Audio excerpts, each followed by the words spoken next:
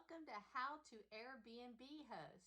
Well, today we're going to go over what not to forget to clean in the rooms and how to make everything perfect, okay, for your arriving guests.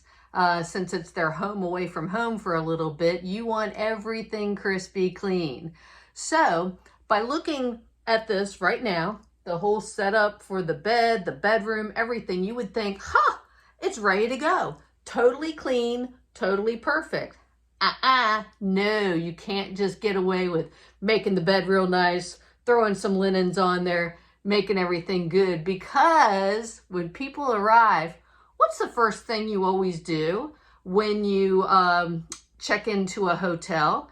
At least I know it's the first thing I do when I get to the room. I walk around, kind of check everything out, look at the linens, make sure there's enough. Then I look under the bed. I'm like, yeah, what's under the bed? So looking under there, we don't want to see any dust bunnies. We don't want to see any paper, hair, nothing. Okay, you want no sign of the previous guests who were there before these guests. So imperative, first thing, look under the bed. Even when you think that all the cleaners have been through the house and everything's perfect, look under the bed. You never know what you find. There's water bottles stuffed up in the corner. There's a comb. There's a barrette. There's someone's cell phone. That's very important. Do you know how many cell phones I find that everyone leaves behind? So immediately this helps everybody out so that you didn't check the house properly and say 3 guests later, like, hey, we can't find our cell phone and we think it's there. And then you don't know whose cell phone it is. So that's why you check the house perfectly, just to find anything that was left behind. That way you can return it to everybody in a timely manner and know exactly whose phone it was. But anyhow, so it's not perfect. You check under the bed and right away, you check the comforter and everything, because sometimes the turnover, if you don't have time to wash the comforters every single guest and every single time, hotels do this too. They didn't wash the comforters all the time. Say the comforter has just gotten out of the laundry and you're making it up, but you want to go through, because sometimes when the comforters are delivered, they're still not perfectly clean. They're clean, you know, in a like antiseptic way, but there's always the one little spot that they might have missed at the cleaners. So you want to go through everything and make sure that there's no spots on anything. And I always use this. Yeah, it's for carpet, but it works for everything. Food stains, whatever, grease. Sometimes I've had a lot of nail polish recently or makeup stains. And doesn't work on nail polish, but you know, nail polish remover and a few other things help.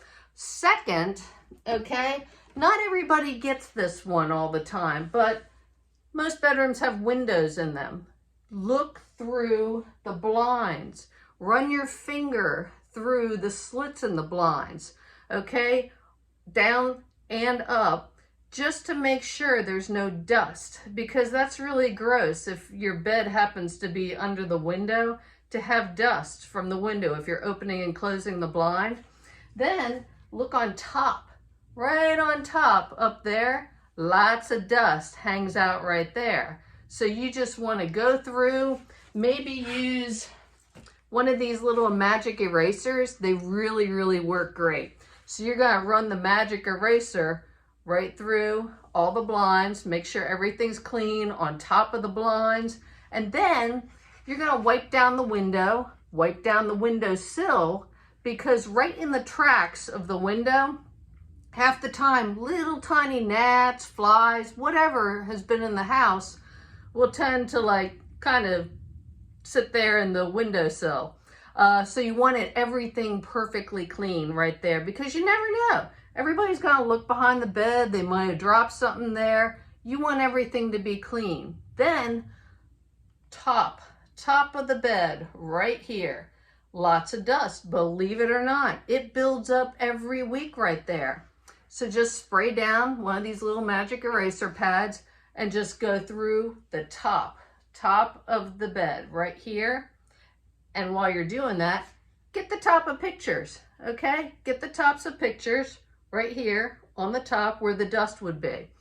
And those are major things right there. Then look at the lamp, okay? Look at each lamp right here.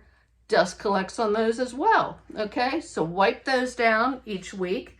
And also make sure that they have a coaster on each bedside table, because lots of guests decide to bring a drink to bed with them.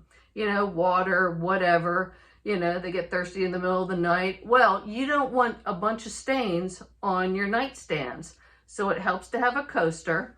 And it also helps to have like tissues, Kleenex, whatever, sitting next to the bed as well. Because somebody might need to wipe something, wipe up a spill, anything. And that's always beneficial in the rooms as well. So we've hit the get the dust off the blinds, window sills, wipe down the windows. Okay, just use any kind of window cleaner, wipe down, use the hand towels that just have little spots on them that aren't good enough to use for your guests, because those collect over time. You get tons of face cloths, hand towels, everything that just have little spots on them that are totally unacceptable to use as daily linens. So keep those, use them to wipe down windows, to wipe down dust, to do everything with. And so you're gonna clean your windows as well. I try to do a deep clean between every single guest. You wanna make sure that it's just allergen free. In these days of COVID or the past pandemic, or just anyone who just, you know, is allergic to dust. This way, your house feels and smells clean.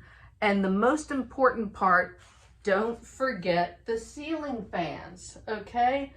A ceiling fan, if it's been running all week long while the guests are here, yeah, it builds up right on the corners, right on the edges. So you're gonna go and wipe down your ceiling fans on the tops, get the top of the blade, get the corners and the edges, and then do not forget to open up the drawers, okay? Many a time I've gotten in where, you know, the guests have just checked out, my cleaners are working, I'm working, and I pull out a drawer and I'm like, oh, okay, somebody forgot their makeup kit, their hairbrush, everything. So I'll call the last guest, hey, I'll ship it to you. Usually if it's under $10 or $20, you know, I just ship it. It's no big deal. And your guests really appreciate it. And I have so many repeat guests every year. It's not a big deal, because I personally charge a cleaning fee.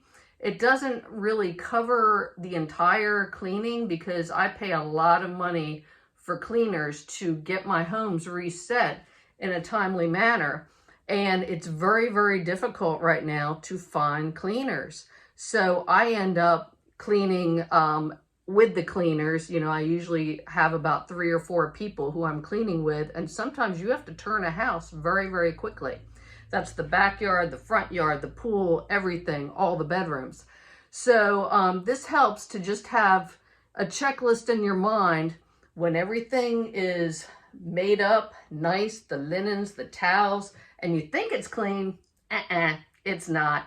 Check under the bed, dust the blinds and the windows, go to the lamps, okay? Even the lamp shades. Sometimes it's beneficial, if you're vacuuming, to just take one of the little extra things with the brush on it that you can just vacuum a lampshade. That works perfect. And don't forget to get tops of pictures and the blades of the ceiling fan, as well as carpet and everything else, but that's a given. These are little things that you might miss, and also all the parts of the bed, even the edges around where the mattress goes and in between, lots of dust collects there.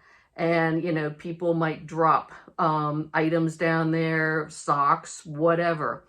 But this will help just to go through and make sure you hit everything while you're cleaning. And while you're doing it, definitely check the switches and all your lights in your bedroom, because sometimes you might not get to every single room to make sure that everything works in the room. So while you're cleaning, turn on the fan, turn it to all of its settings, turn on your lights, flip them up and down. Make sure everything feels good. You know, check the bed, jump on it a little bit, you know, move it. Make sure nothing's falling apart. And that way, all your guests will give you a 5-star review, because that's what we're going for. That is why we do this, to meet great friends and guests and get that 5-star review so that we can be super hosts. Anyhow, this has been How to Airbnb Host with Laura. Have a great one. Talk to you soon.